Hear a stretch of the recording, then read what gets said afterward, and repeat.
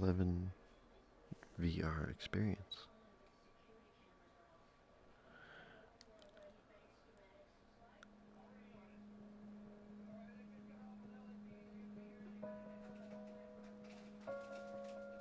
I believe that this nation should commit itself to achieving the goal, before this decade is out, of landing a man on the moon and returning him safely to the Earth. No single space project in this period will be more impressive to mankind or more important for the long-range exploration of space, and none will be so difficult or expensive to accomplish.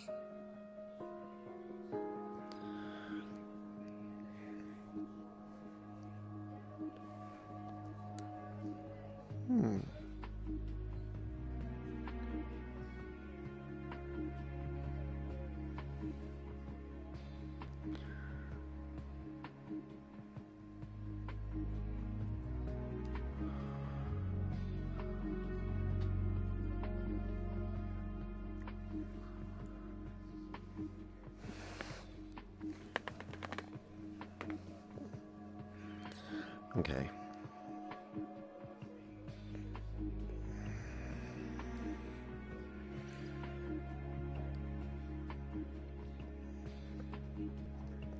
Start journey, I guess.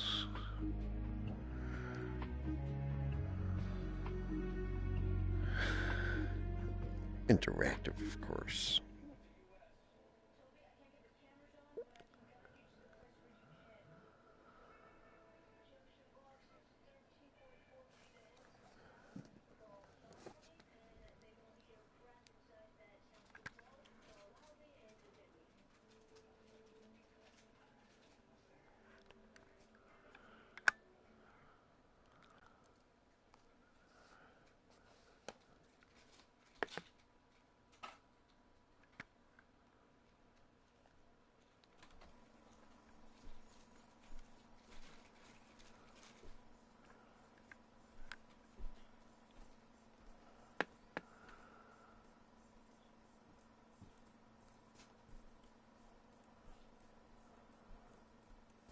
No man can fully grasp how far and how fast we have come.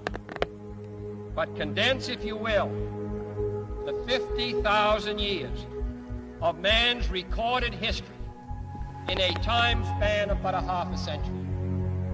Stated in these terms, we know very little about the first 40 years, except at the end of them, advanced man had learned to use the skins of animals to cover them. Then about 10 years ago, under this standard, man emerged from his caves to construct other kinds of shelter. Only 5 years ago, man learned to write and use a cart with wheels. Christianity began less than 2 years ago. The printing press came this year. And then less than 2 months ago, during this whole 50-year span of human history, the steam engine provided a new source of power. Newton explored the meaning of gravity. Last month, electric lights and telephones and automobiles and airplanes became available. Only last week did we develop penicillin and television and nuclear power.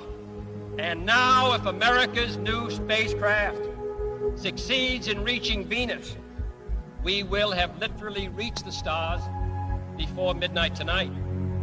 This is a breathtaking pace, and such a pace cannot help but create new ills as it dispels old. New ignorance, new problems, new dangers. Surely the opening vistas of space promise high costs and hardships, as well as high reward. So it is not surprising that some would have us stay where we are a little longer, to rest, to wait. But this city of Houston, this state of Texas, this country of the United States was not built by those who waited and rested and wished to look behind them.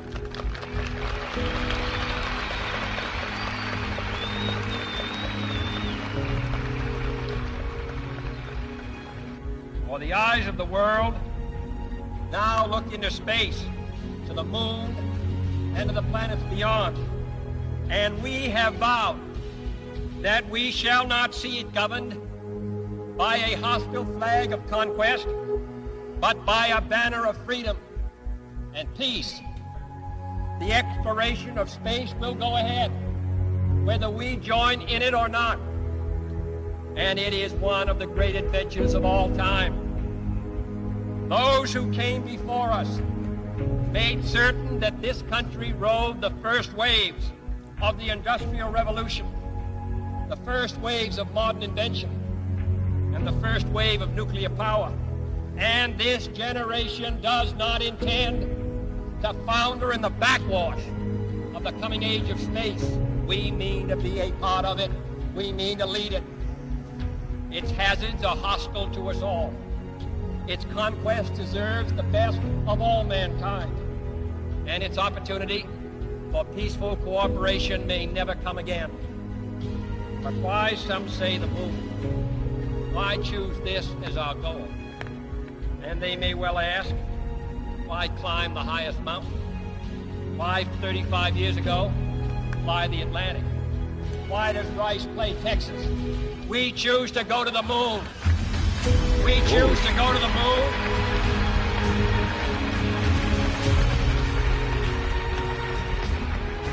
We choose to go to the moon in this decade and do the other things, not because they are easy, but because they are hard.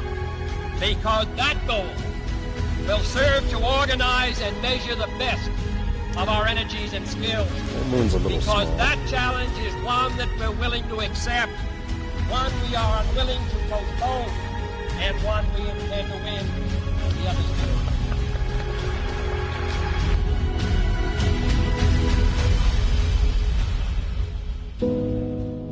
Listen,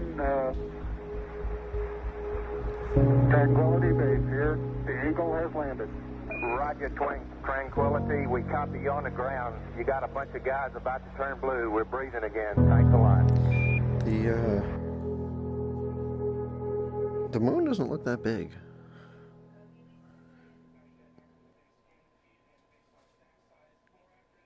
You gotta remember, with the VR, you can get the sense of scale. And scale I did not get there. It looked like maybe it would take you an hour or two to drive around it. Maybe.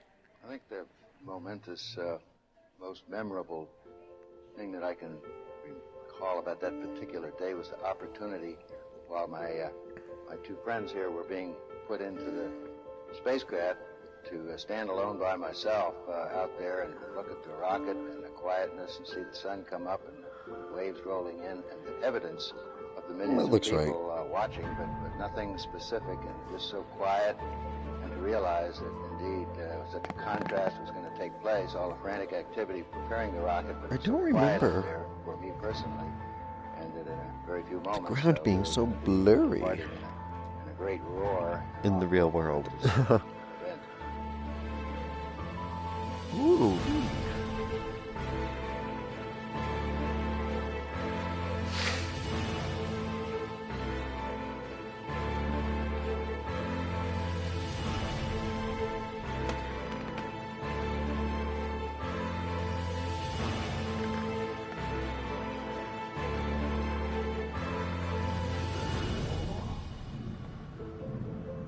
I thought we had a 90% chance of getting back safely to Earth on that flight, but only a 50-50 chance of making a successful landing on the first attempt. There's so many unknowns in that descending from lunar orbit down to the surface that had not been demonstrated yet by testing.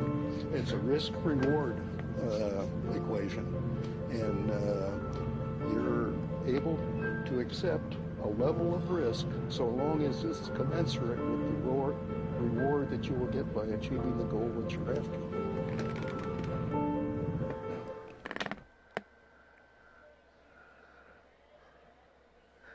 Top floor, housewares, home goods, kitchen and bath, small appliances.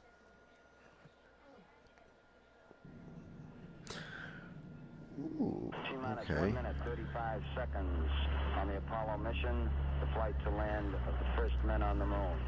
All indications coming in to the control center at this time indicate we are go. 1 minute, 25 seconds and counting. Our status board indicates the third stage completely pressurized. 80-second mark has now been passed. We'll go on full internal power at the There we go. 50-second mark in the countdown. Guidance system goes on internal at 17 seconds, leading up to the ignition sequence at 8.9 seconds. We're approaching the 60-second mark on the Apollo 11 mission. T-minus 60 seconds and counting. We passed T-minus 60. 55 seconds and counting. Ooh. Neil Armstrong just reported back. It's been a real smooth countdown. We passed the 50-second mark. Power transfer is complete. We're on internal power with the launch vehicle at this time. 40 seconds away from the Apollo 11 liftoff. Cool beans. All the second stage tanks now pressurized. 35 seconds and counting. We are still go with Apollo 11. 30 seconds and counting. Here we go, dudes. Astronauts report it feels good. T-minus 25 seconds. Yeah, it feels good. 20 seconds and counting. T-minus 15 seconds. Guidance is internal. Oh, there it is. 12, 11, 10, 9. Ignition sequence starts. 6, 5, 4, Oh, here we go. 3, 2, 1, 0. All engine running. Liftoff. We have a liftoff. 32 minutes past the hour. Liftoff on Apollo 11. Tower clear. We got a roll program. Neil Armstrong reporting the roll and pitch program, which puts Apollo 11 on proper heading. Hey, where's the rest of the rocket? Guys, I think we ejected everything too early. Plus 30 seconds.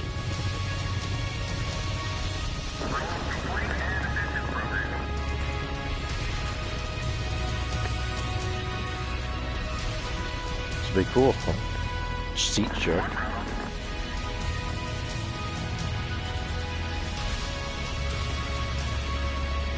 Altitude's 2 miles. Oh, 11 Houston, you're good at 1 minute. Downrange 1 mile, altitude 3, 4 miles now. Velocity 2,195 feet per second. 11 Houston, thrust is go. All engines, you're looking good. Hi, Roger. You're loud and clear, Houston.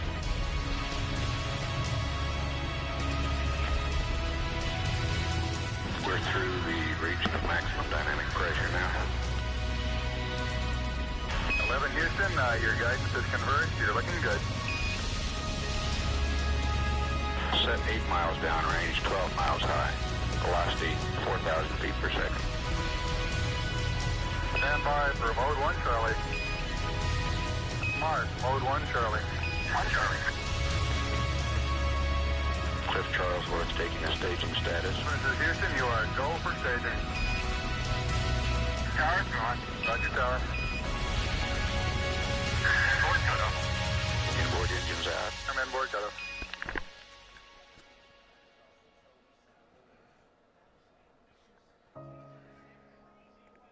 Ooh, hey, look. We're floating.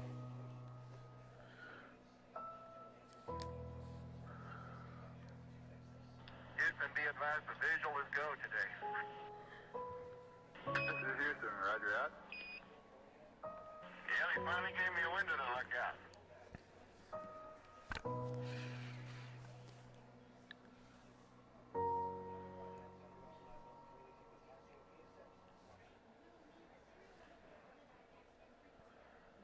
Ooh, that had to have been something.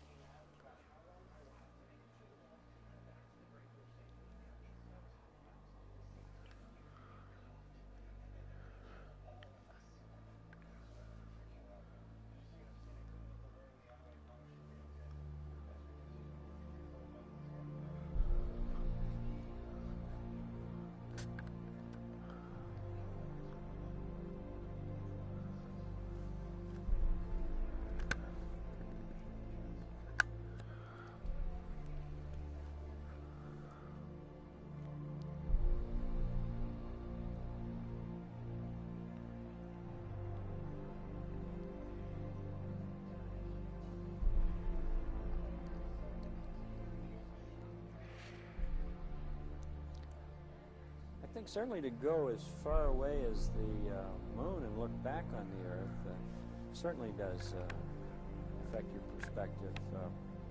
And then when you see it, tiny as your thumbnail held out in front of you at arm's length, that sort of gets your attention. A beautiful sight, tiny, pristine, blue and white, very fragile-looking object, shining like a beautiful headlight out there in the black velvet of space. It does change your perspective. It makes you think that we have to take better care of this little fragile entity, because it is fragile.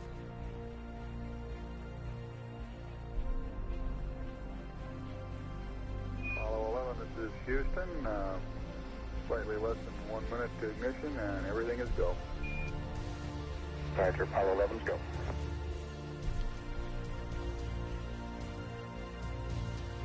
Where'd they go? Oh, there they are.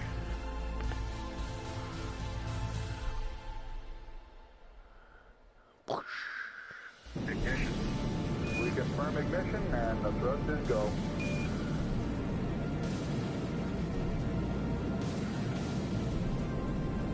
Apollo 11, this is Houston at 1 minute. Trajectory and guidance look good, and the stage is good. Apollo 11. We're showing Where this velocity is. 35,570 feet per What second. might that be?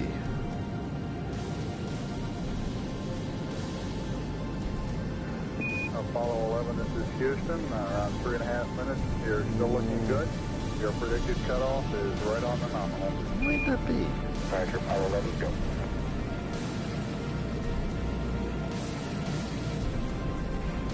We're showing velocity I 35,570 can't tell where any of per this second. is.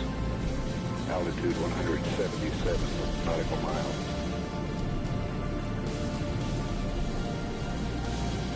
Apollo 11, this is Houston. You are go at 5 minutes. Roger, Apollo 11's go.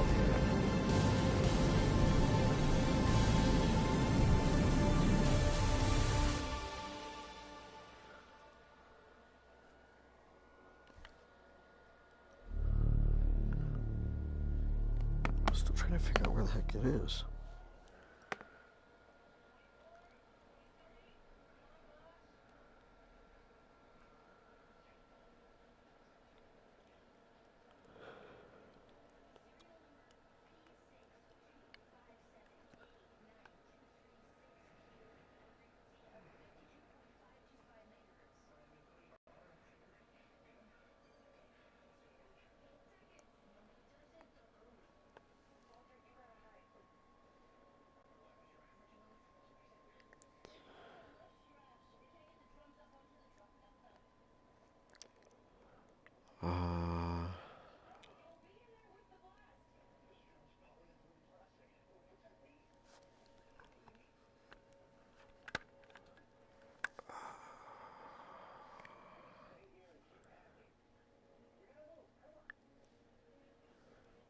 Okay, so I gotta separate, turn around,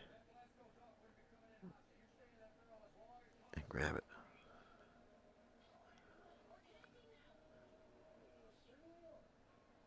Interesting.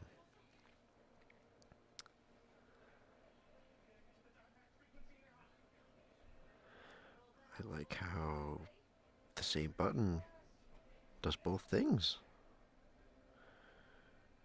That makes a lot of sense. Recenter. Translate. Pitch.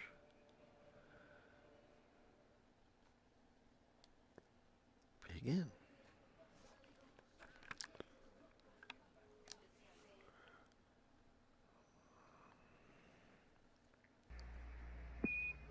Apollo 11, this is Houston. Your go for separation. Our system's recommendation is arm both spiral buses, over. Okay, Spiral B coming armed. My intent is to use bottle primary one as per the checklist, therefore I just turned day on. There's the Roger, we concur with the logic.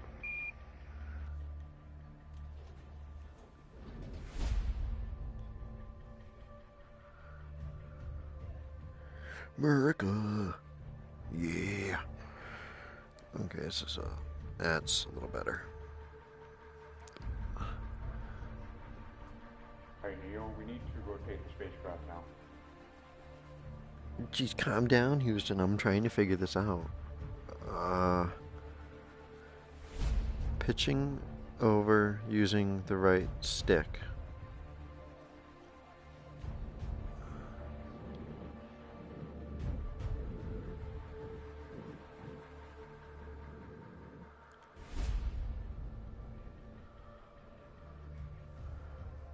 Why are the windows all closed?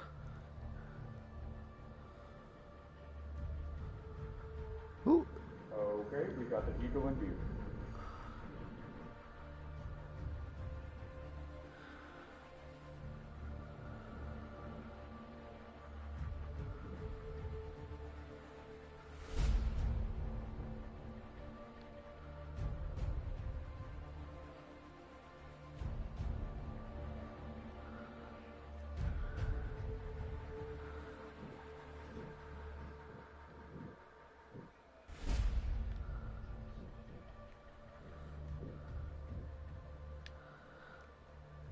I need to translate here. I'm not exactly on target.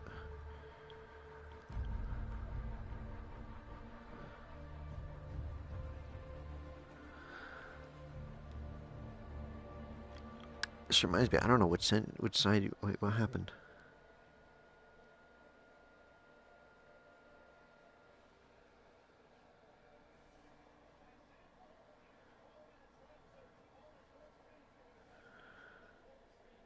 Okay. I don't know which one you guys see out of. That's actually a good question.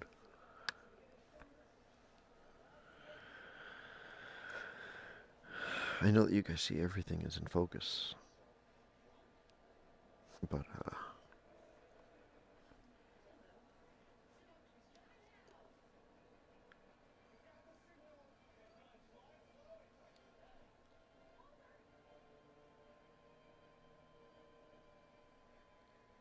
okay.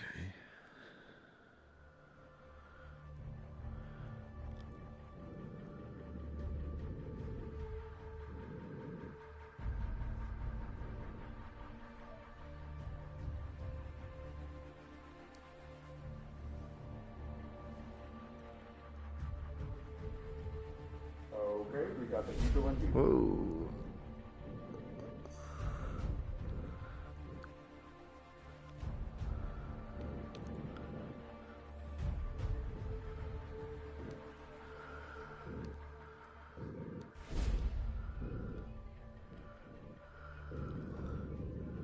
Moving forward. Hope you guys can like see this.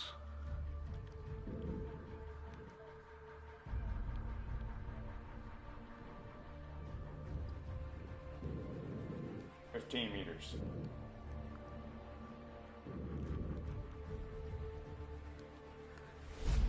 10 meters. 8 meters. 6. 5 meters. 3. 2 meters. 1 meter.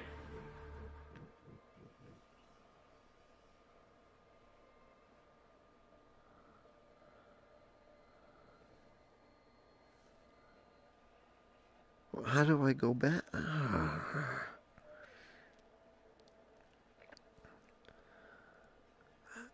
don't get it.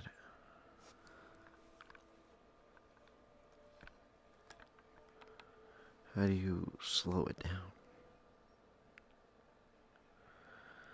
Alright, come on. I got this.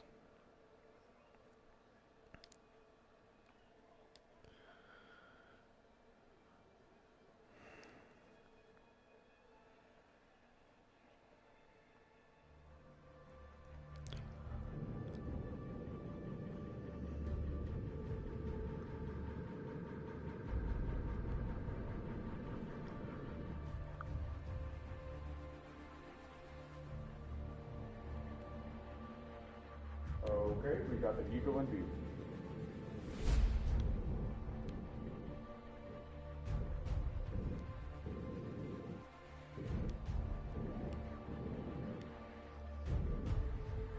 Moving forward.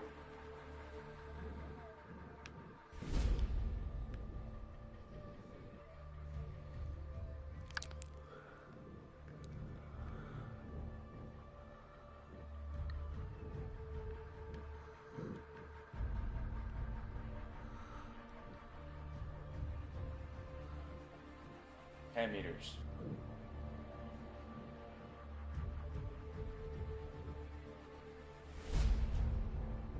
Eight meters.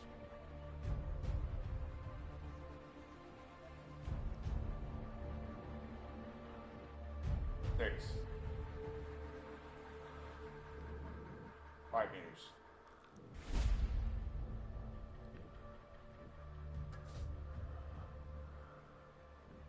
3. 2 meters. 1 meter.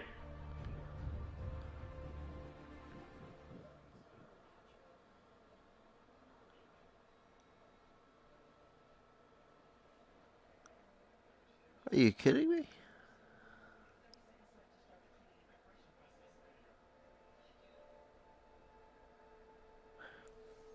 Are you kidding me right now?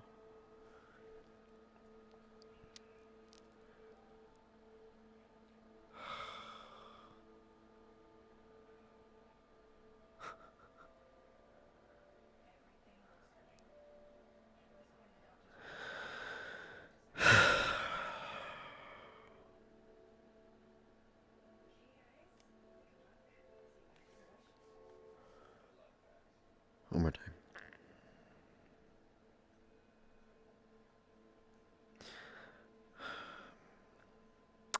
Guess I probably would have, damaged the craft. Probably not a good thing.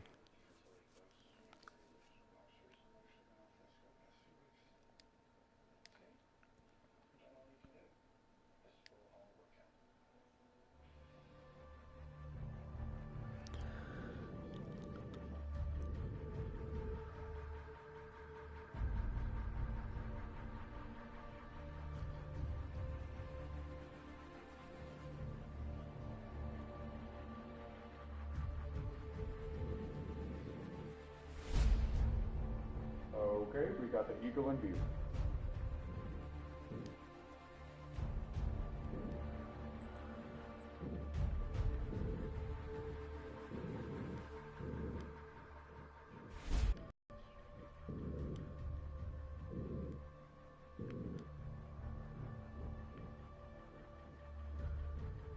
Moving forward.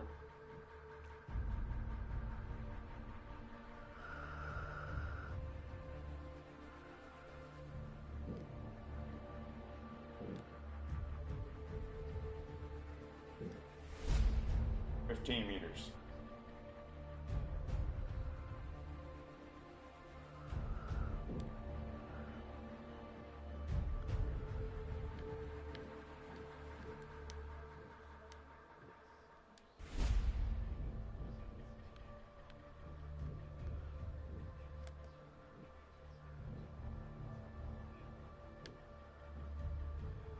10 meters.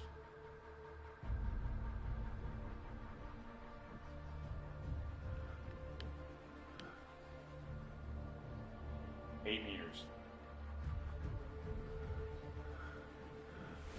Oh, now you can decelerate. Okay. 6.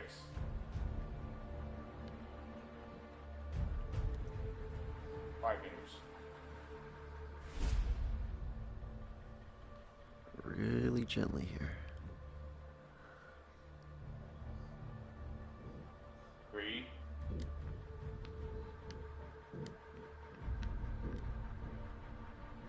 2 meters.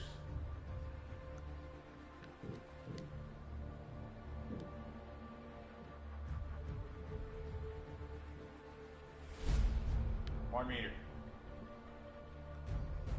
I cannot be going any slower.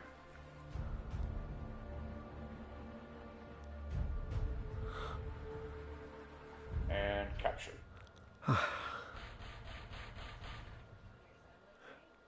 Hello, come in. Apollo 11, this is Houston. Radio check, over. Roger, we've got the high gain locked on now, I believe, auto tracking now. Okay, you're coming in loud and clear, but Mike is just barely readable. Yeah, that was Neil. How are you reading, Mike? Loud and clear now, Mike, and we understand that you are docked. That's right. Houston, we're ready for LAM ejection. Roger, go for LAM ejection. Thank you. Ooh. Now, Apollo 11, this is Houston, over. from this perspective, Roger, Houston, Apollo 11, go it's ahead. making noise, Roger, could you give but us, in reality, comments on how the transposition and docking went, over? Yeah, I thought it went pretty well, Houston, although I expect I used more gas than I've been using in the simulator. Except for using a little more gas, and I'd be interested in your numbers on that. Everything went nominally. This is Houston, Roger, we copy. you know, I hate to say it, but, you know, like Interstellar, you know, there was no sound. People were like, huh? Yeah, there's no sound in space.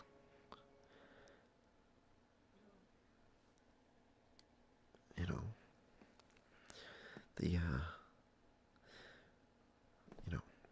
the Death Star blown up, silent.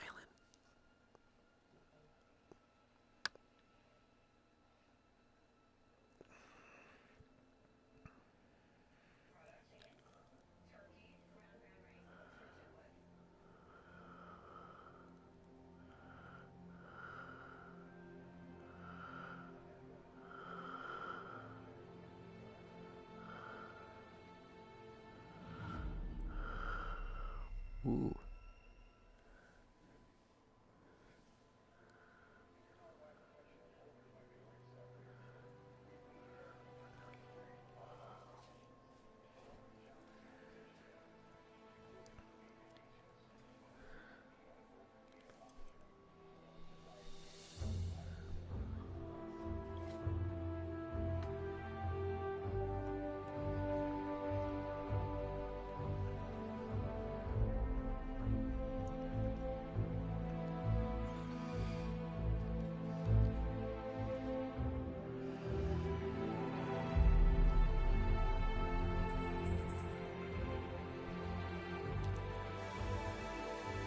Oh, okay, so the moon's there, okay. Eagle, Houston, the alignment and the initialization look good to us, over. Roger, thank you.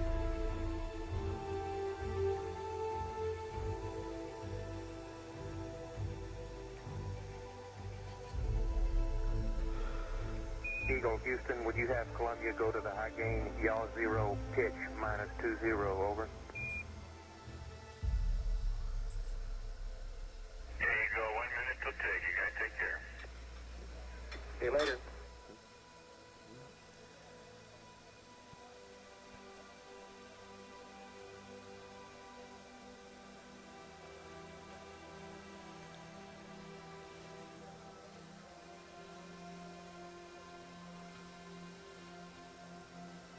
Apollo 11, Houston, we are go for undocking, over. Roger, understand.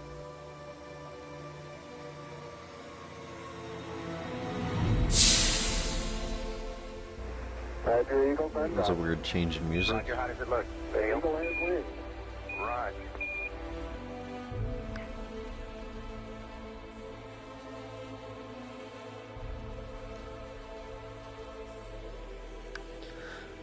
I forget who stayed. Eagle, Houston, we see you on the terrible, over. Who stayed back? I do believe you got thrusters on board that vehicle. Okay, you got it. Do it, Data. Roger, let us know when you're ready to copy. We have a DOI pad and a PDI pad, over. Guidance says we're go. Coming up on 5 minutes to ignition, Gene Kran's getting a go, no-go for descent. Okay, all flight controllers, I'm going around the horn. Just going to make your go, no-goes based on the data you have for an LOI. Let's see, we got it back. Give us a few seconds. We're going, fine. Okay, retro, go. Vital, go. Guide, go. Control, go. Telcom, go. Ginsey, go. Ecom, go. Surgeon, go. Capcom, we're go to continue PDI.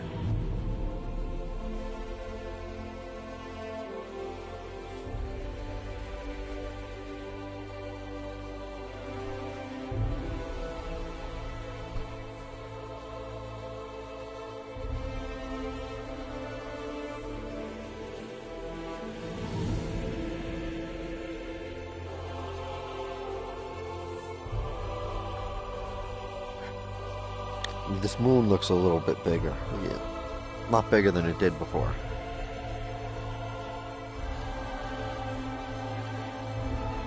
Now I can believe that it's a moon.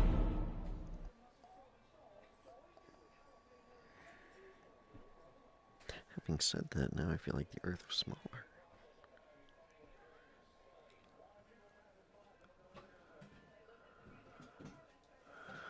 Oh boy.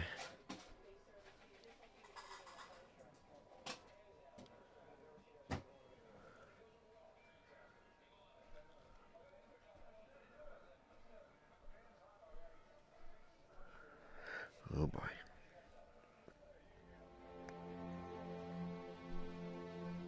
This will be interesting.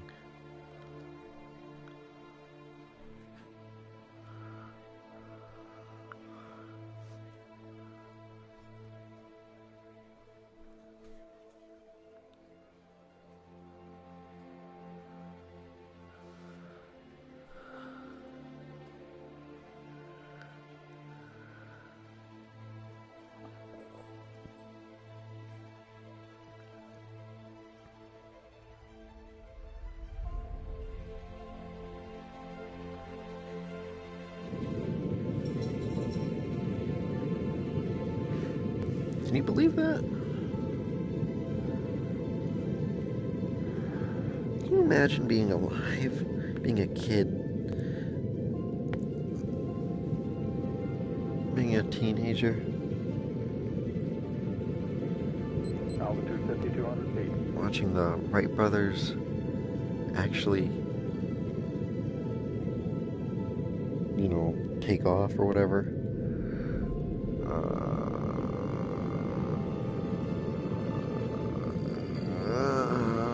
Altitude 4,200. Houston, you're go for landing, over. Are we going down?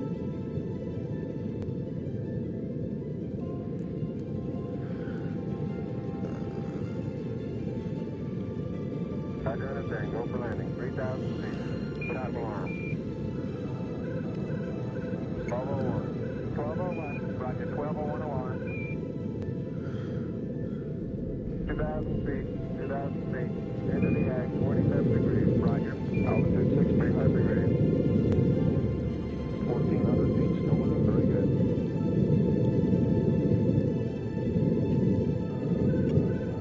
Roger, 1202. We copy it.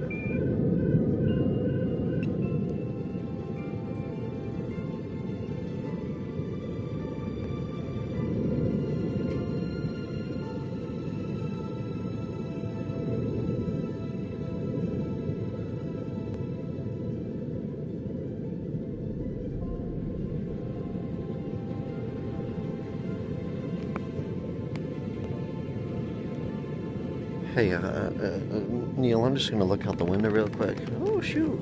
Oh, shoot. Oh, oh. Ooh. 700 feet, 21 down, 33 degrees. I don't know how I'm supposed to look at this. 540 feet down at 30, down at 15. At 400 feet down at 9. 300 feet down, 3.5. 47 forward. 11 forward, comes down nicely. 200 feet. 4.5 down. 5.5 down. 100 feet. 3.5 down. 9 forward. It's over there. Okay, 75 feet. That's looking good. Down a half.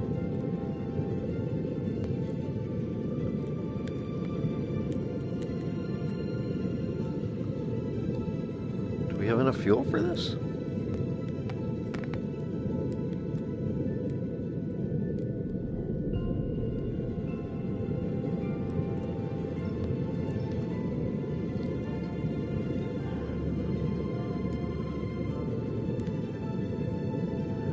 We're really far off. I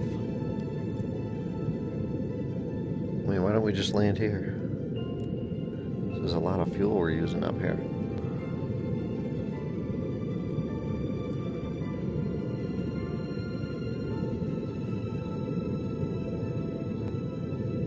Down 2.5.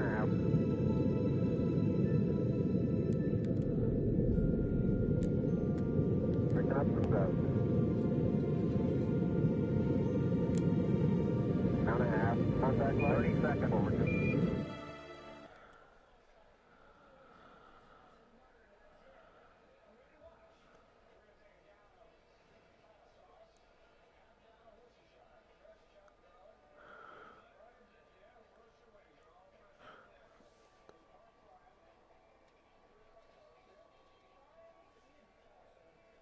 Okay. Okay. Landing on the moon is hard.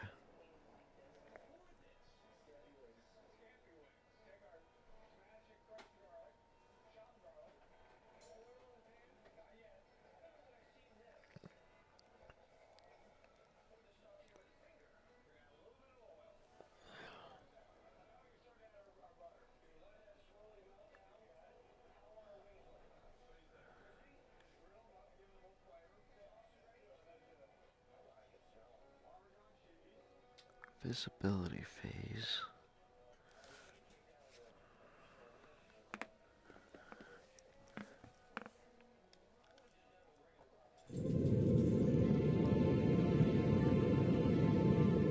I have a feeling this is not going to be easy.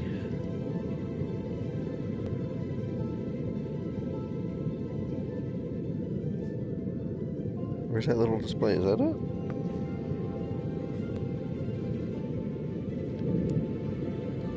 Altitude 5,200 feet.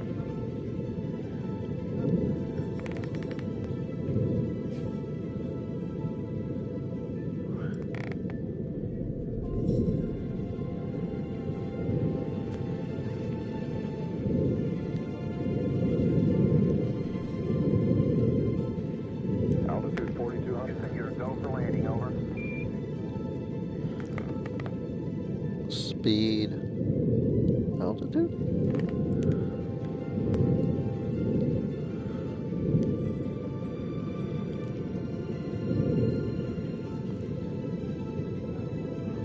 Okay.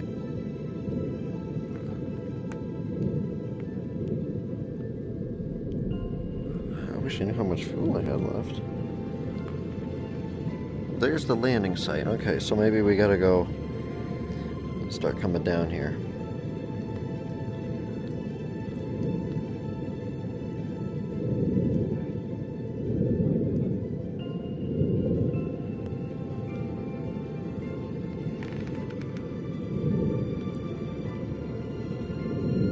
Roger, understand. Go for landing. 3,000 feet. Top alarm.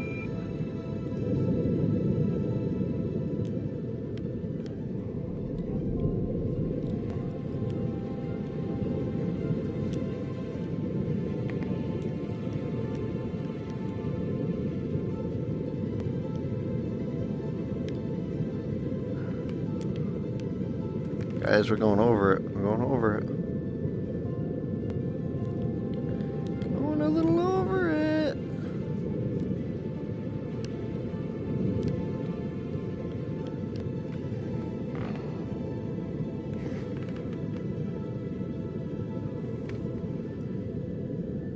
Trying to remain in the cockpit here. I think this is good.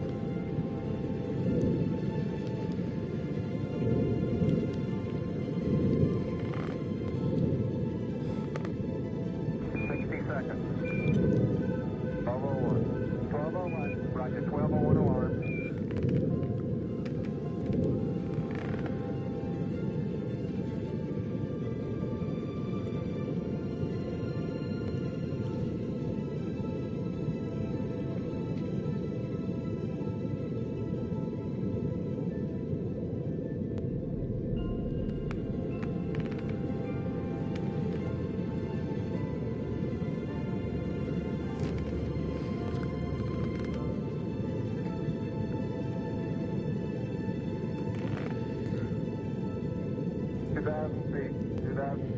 Into the ag, 47 degrees. Roger.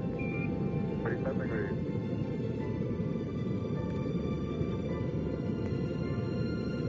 Altitude 1,600.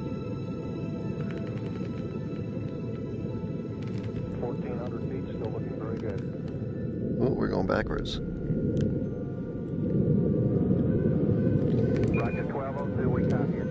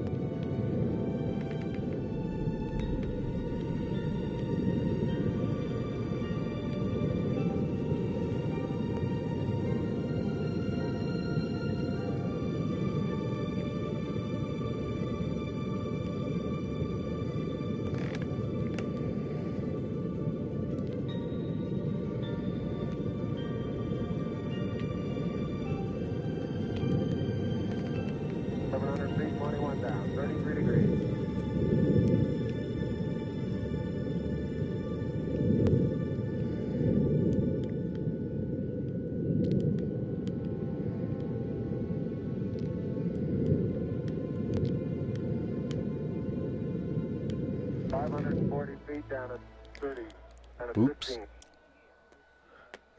Uh-oh. I don't get to see how much fuel.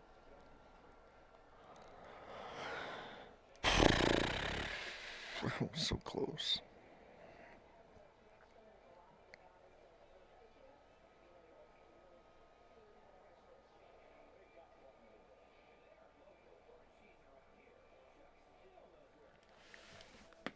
Alright, this is the one. This is the one where I do it.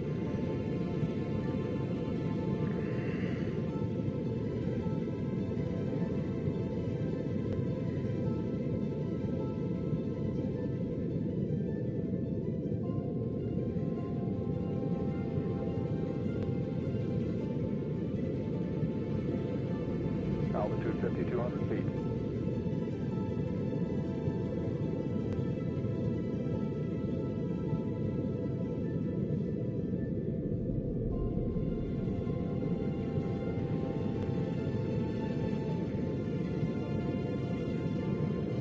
Altitude 4,200. Houston, you're go for landing, over.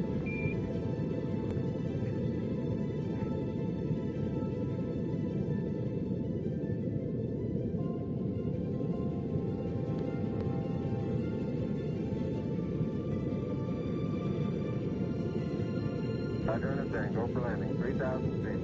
Stop alarm. 1201. 1201. Roger, 1201 alarm.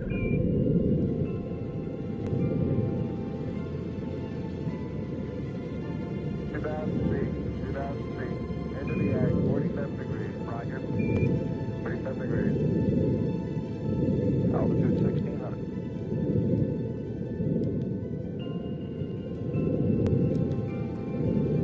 1,400 feet, still looking very good.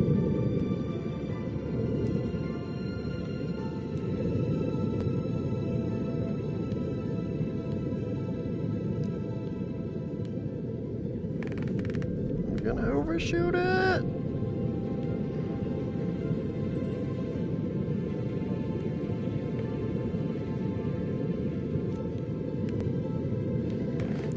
God dang it.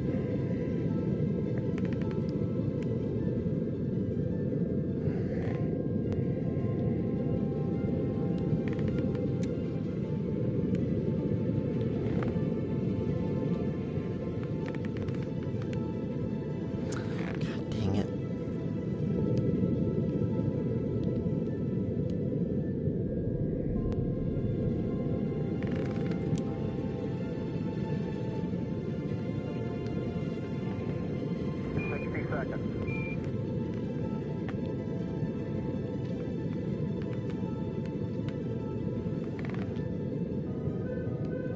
Roger, 1202, we copy it.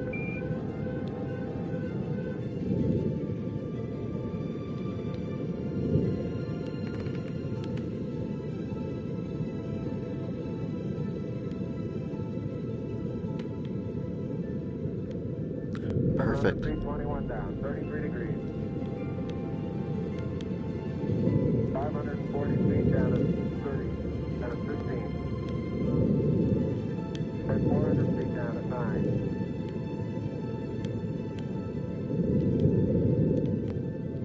300 feet down, 3.5. 47 forward.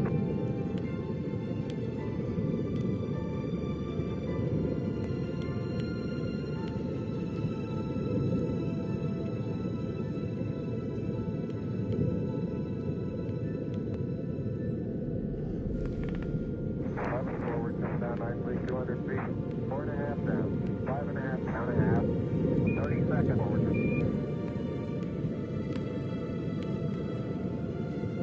100 feet, 3.5 down, 9 forward. Okay, 75 feet, that's looking good, down a half.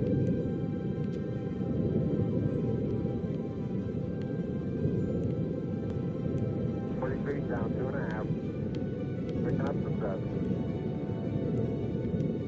Contact light. Okay, engine stop. ATA at a descent. Yeah! Mode control, both auto, descent engine command override off. Engine arm off.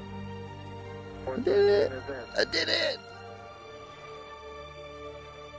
We copy you down, Eagle. Listen, Tranquility Base here. The Eagle has landed. Yeah! Tranquility, we copy you on the ground. You got a bunch of guys about to turn blue. We're breathing again. Thanks a lot.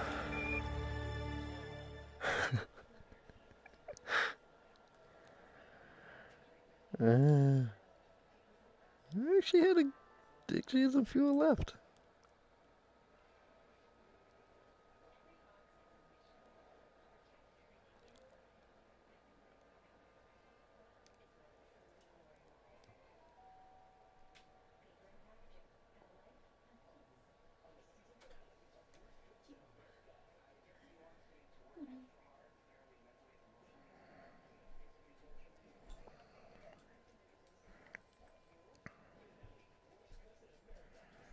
Okay, come on. I want to walk out. Let me walk out. I want to see me jump around. The 11-foot beds are only depressed in the surface about 1 or 2 inches. Although the surface appears to be very, very fine-grained as you get close to it. It's almost like a powder. Ground mass is very fine. I'm going to step off the limb now. That's one small step for man, one giant leap for mankind. As the surface is fine and powdery, I can pick it up loosely with my toe. It does adhere in fine layers, like powdered charcoal, to the sole and sides of my boot. I only go in a small fraction of an inch, maybe an eighth of an inch, but I can see the footprints of my boots and the treads and the fine sandy particles. Yeah, this is Houston. We're copying.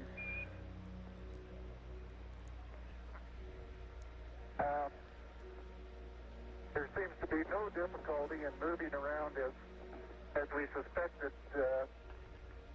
It's even perhaps easier than the simulations of 16G that we performed in various. He's not leaving any simulations footprints. on the ground. Absolutely no trouble to A little upset about that. walk around.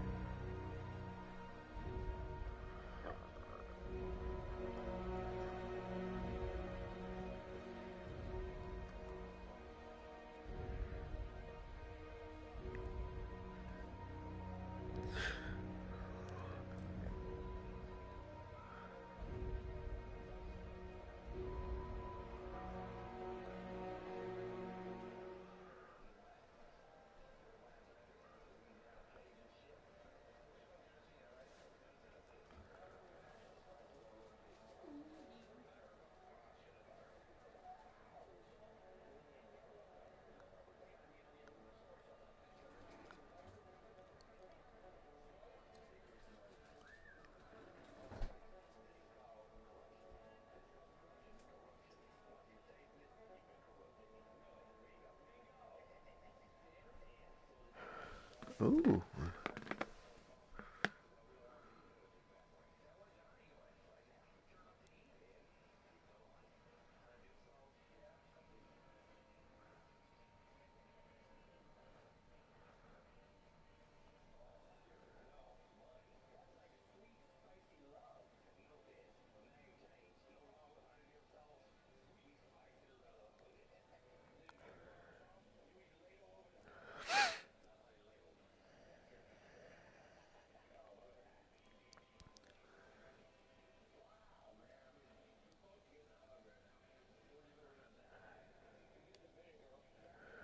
Oh, yeah. Beautiful view. Isn't that something? Magnificent sight out here.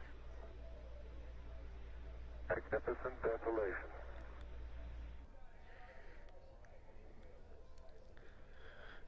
Whee! It's quite dark here in the shadow and a little hard for me to see that I have good footing.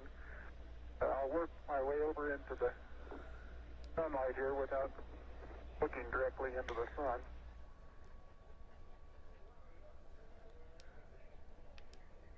Something interesting in the I bottom can of move this in the air little though. crater Makes no here. sense.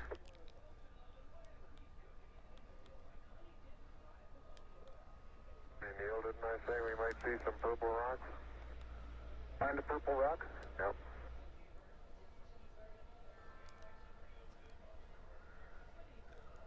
And incidentally, these rocks, very powdery surface.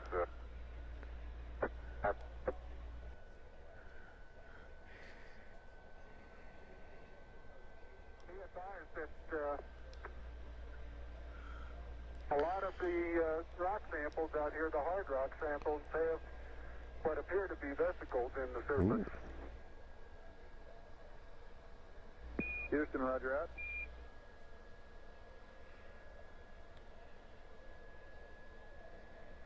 Neil, this is Houston, radio check over. Hi, Roger. Houston, loud and clear. Roger out. Loud and clear, Houston. Roger, Buzz. Ooh. Leave them out of your field of view. Is that right now, Houston? That's affirmative, Buzz.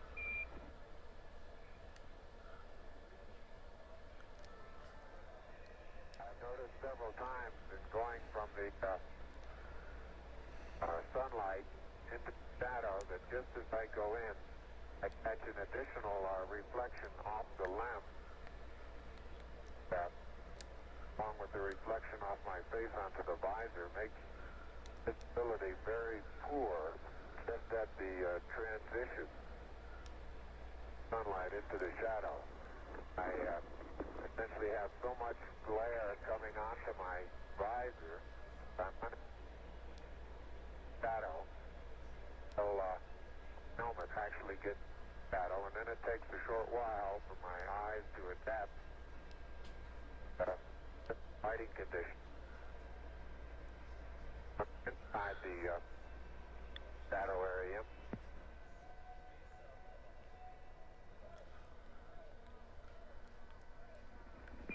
Tranquility Base, this is Houston. Can we get both of you on the camera for a minute, please?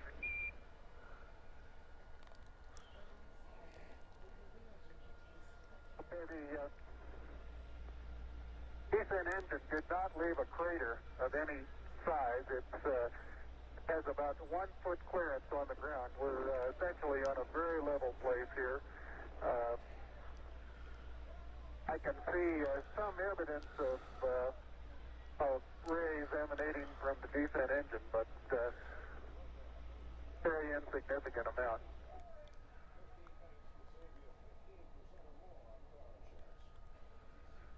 Neil, this is Houston. Based on your camera transfer with the LEC, do you put foresee the, any difficulties in SRC transfer over? Okay, Houston, I'm going to change lenses on you. Oh yeah. Roger, Neil.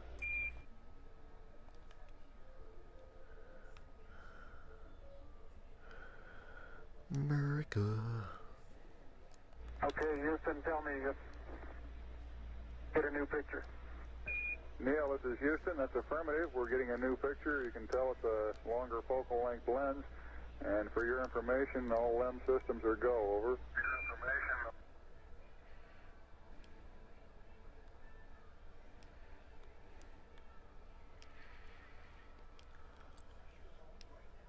Yeah, surface material, powdery. I don't know how good your lens is, but if you can touches above. You pull out some of my cable for me, bud? Houston, how close are you able to get things in focus? This is Houston. We can see Buzz's right hand. It's somewhat out of focus. I'd say we were focusing down to probably, about 8 inches to a foot behind the position of his hand when he was pulling out the cable. I got plenty of cable. You got plenty more.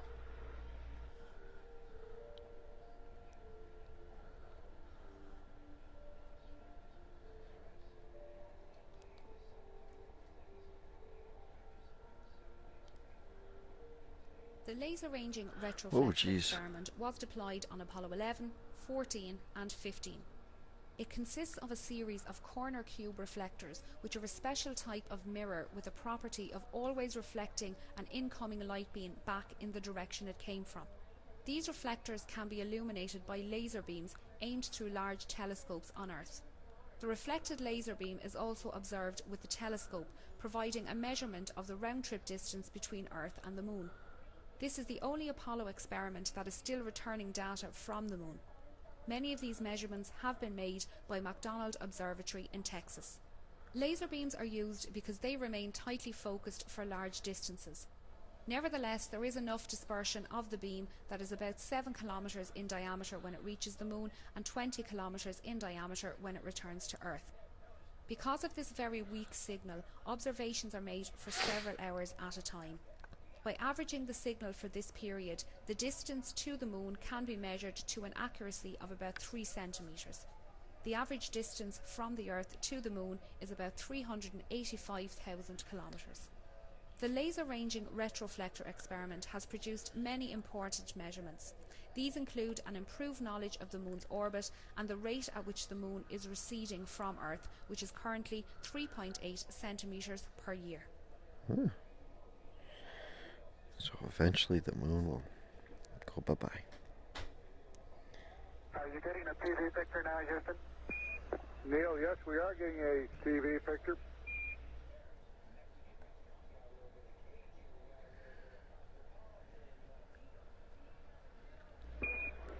Neil, this is Houston. We're getting a picture. You're not in at the present time. We can see the bag on the LEC being moved by Buzz, though. Here you come into our field of view.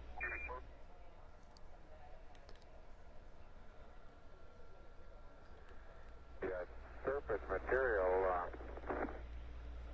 outer. I don't know how good your lens is, but if you can touches above.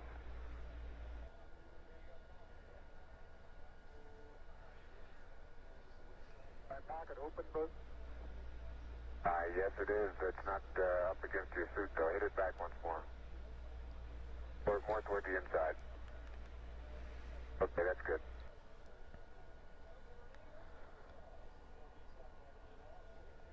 I start to lose my balance in one direction, and recovery is quite natural and very easy.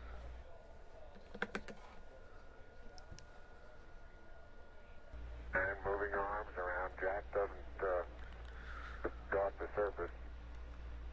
Not quite that light-footed.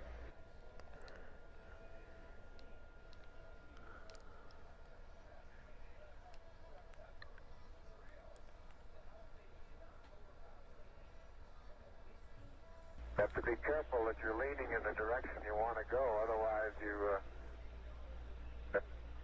slightly inebriate. In other words, you have to cross your foot over to stay underneath where your center of mass is.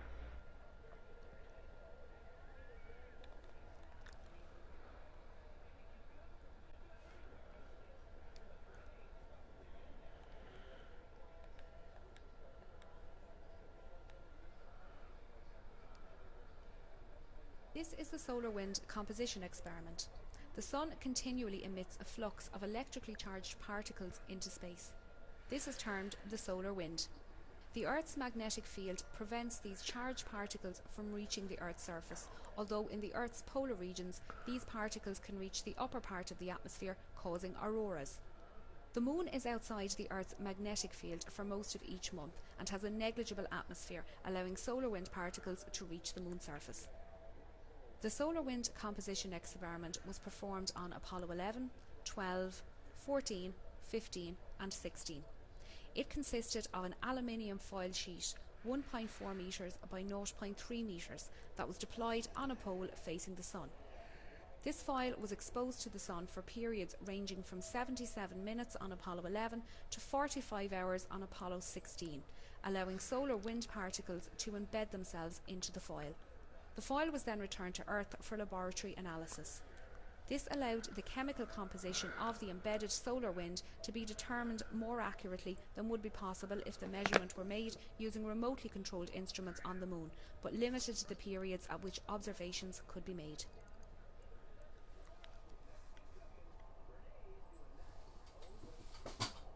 Huh. It's a little difficult to dig through the initial crust. Very interesting. It's a very soft surface, but here and there where I plug with the contingency sample collector, I run into very hard surface, but it appears to be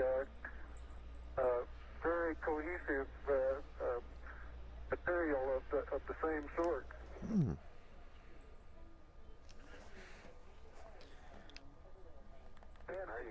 Now you could throw so far. You can really throw things a long way up here. The kind of interesting that the person. Okay, Buzz, we ready to bring down the camera? I'm all ready. I think it's 2 miles squared away in good shape. Okay. Kind of That interesting. game is so boring laughing.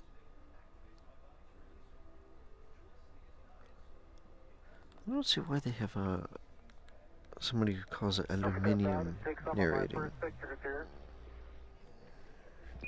Roger, Neil, we're reading you loud and clear. Let's see, getting some pictures and the contingency sample. The Lunar Flag Assembly, or LFA, was a kit containing a flag of the United States, designed to be planted by astronauts on the moon during the Apollo program. 7 such flag assemblies were sent to the moon, 6 of which were planted, the exception being the one carried on Apollo 13, which had to abort its landing due to a serious spacecraft failure. The nylon flags were hung on telescoping staffs and horizontal bars constructed of Never 1-inch made it to the moon part cause I got stuck trying to line up the ship or whatever. Of the Apollo lunar module, most of them on the descent ladder inside a thermally insulated tubular case to protect them from exhaust gas temperatures calculated to reach 2000 degrees Fahrenheit or 1090 degrees Celsius. 6 of the flags were ordered from a government supply catalogue and measured 3 feet by 5 feet. The last one planted on the moon was slightly larger, at 6 foot wide, the flag which had hung in the Mission Operations Control Room in the Manned Spacecraft Centre for most of the Apollo programme. It looks about.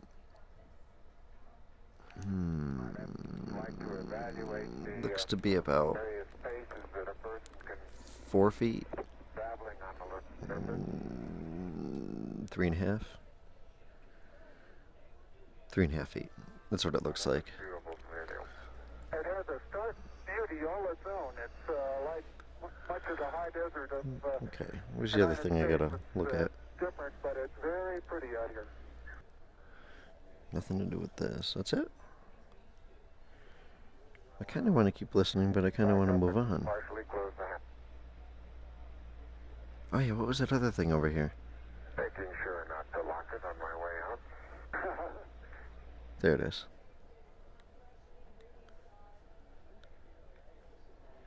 The descent engine did not leave a crater of any size. It has about 1 foot clearance on the ground. We're essentially on a very level place here. I can see some evidence of rays emanating from the descent engine, but very insignificant amount. Okay, let's see. The passive seismic experiment detected lunar moonquakes and provided information about the internal structure of the moon. This experiment studied the propagation of seismic waves through the moon and provided our most detailed look at the moon's internal structure. The Apollo 11 seismometer returned data for just 3 weeks, but provided a very useful look at lunar seismology. More advanced seismometers were deployed at the Apollo 12, 14, 15 and 16 landing sites and transmitted data to Earth until September 1977. Each of these seismometers measured all three components of ground displacement: up-down, north-south and east-west. If a seismic event is observed by 3 or more seismometers, the time and location of the event can be determined. Because seismic waves from distant events travel deeper into the moon than waves from nearby events, by measuring events at various distances from the seismometer, one can determine how seismic velocities vary with depth in the moon. In turn, this information can be used to study the moon's internal structure. Most of the events observed by the seismometers were due either to moonquakes or to meteorite impacts. However, the third stages of several Saturn V rockets and the ascent stages of several lunar modules were deliberately crashed into the moon. Okie dokie. Neil and Buzz, the President of the United States is in his office now and would like to say a few words to you. Over. Really? That would be an honor. Go ahead, Mr. President. This is Houston out. Hello, Neil and Buzz. I'm talking to you by telephone from the Oval Room at the White House. And this certainly has to be the most historic telephone call ever made. Imagine the long distance charges. I just can't tell you how proud we all are of what you do. For every American, this has to be the proudest day of our lives.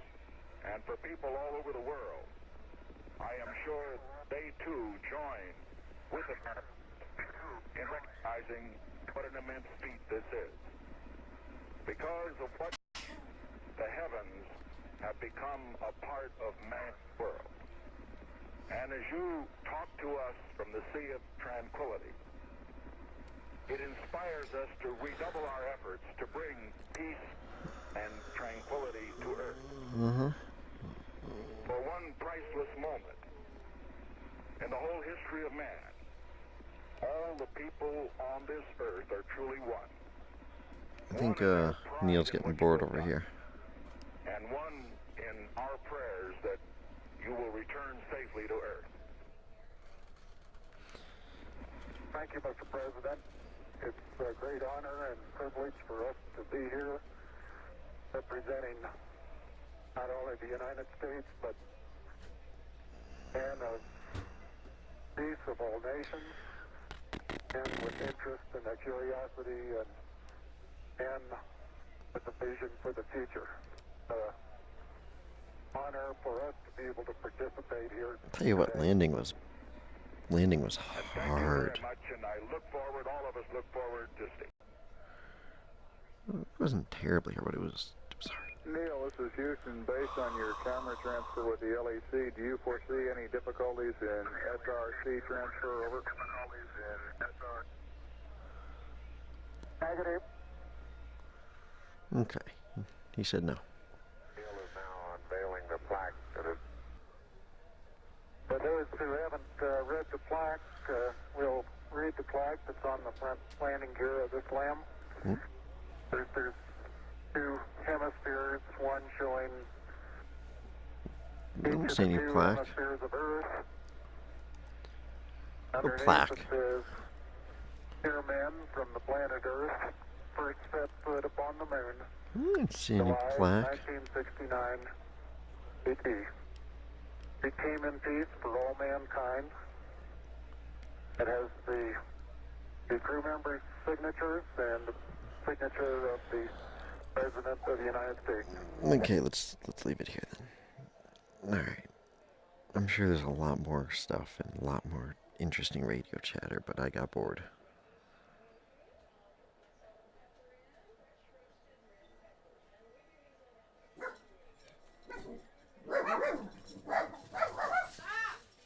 It's been interesting taking off. Tranquility Base, Houston.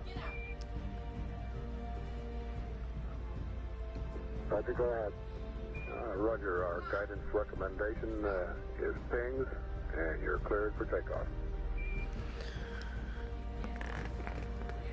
Alright, sit back and just watch this happen. Roger.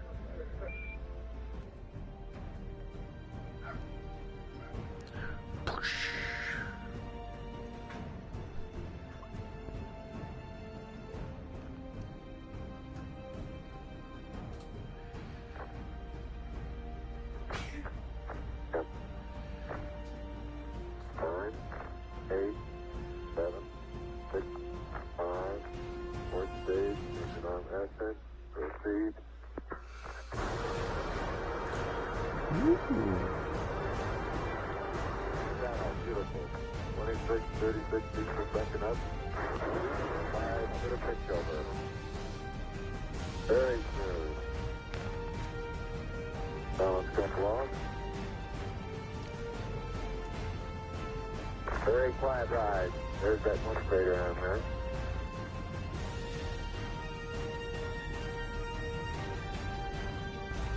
Feet high, 80 feet per second vertical rise. Here you go, Houston. The request manual start override. Roger. 2,600 feet altitude. Here you go, Houston. You're looking good to us.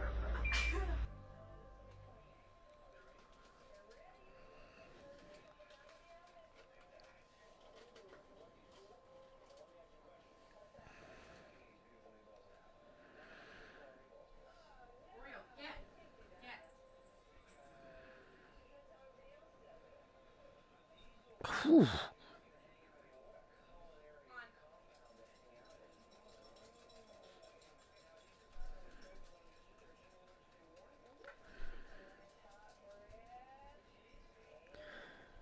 $33,000 feet per second. Ooh.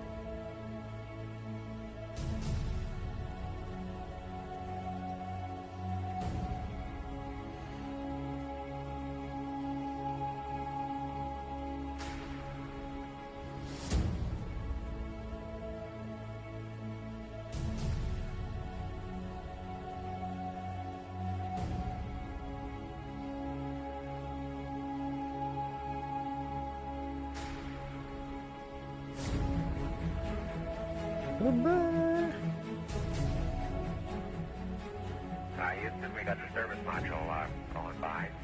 Roger, thank you. And it's rotating just like it should be. Thrusters are firing.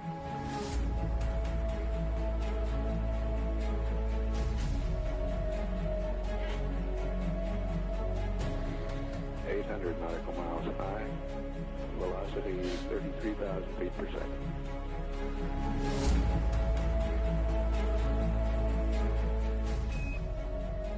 Houston, we'll have you for about 3-4 minutes through Redstone and then pick you up after blackout through Orion. Roger.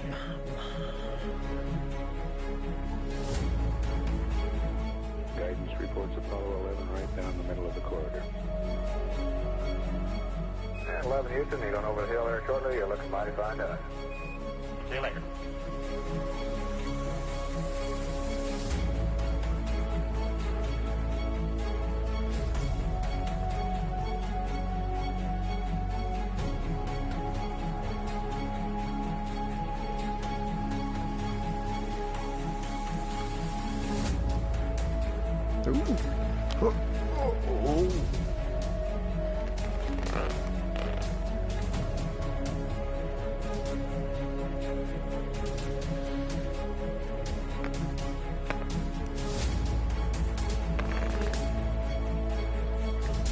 I believe that this nation should commit itself to achieving the goal, before this decade is out, of landing a man on the moon and returning him safely to the Earth.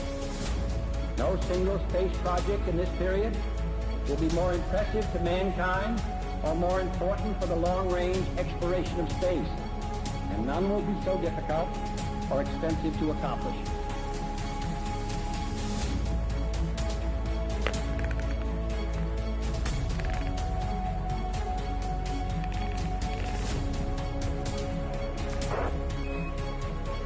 Apollo 11, Houston, through Orion.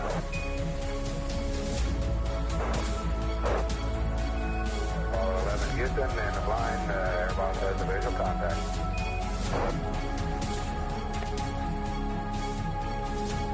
Apollo 11, Houston, standing by for your history reading, over. Apollo 11, this is Hornet, over. Apollo 1, this is Apollo, agreed to life core. Our position 1330, 16915.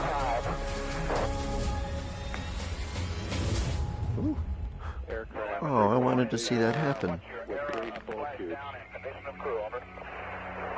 Okay, condition of crew, 3,500 feet on the way down. 11 and Hornet, copy. 11 Hornet, what's your splashdown error, over? Okay, our splashdown error is our warranty longitude, 1330, 16 knots, 15, that's,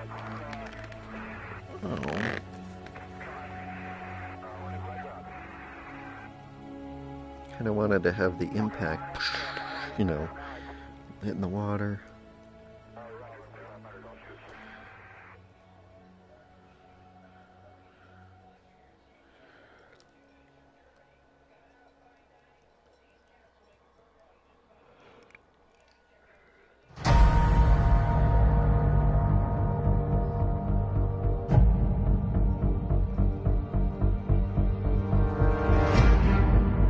That was it?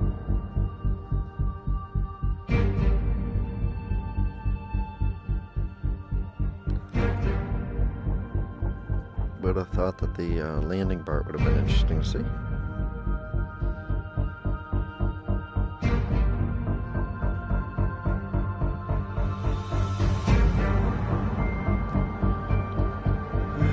Okay.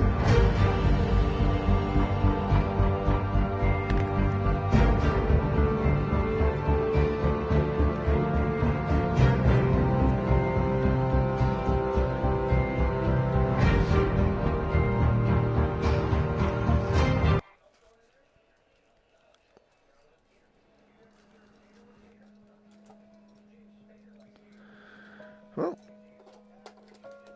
that was that.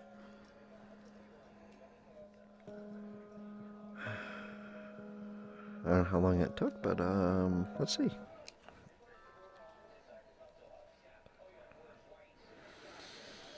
Let me see if I can figure out how long I've been airing for. It doesn't show. Okay, well, that was that. Thanks for watching.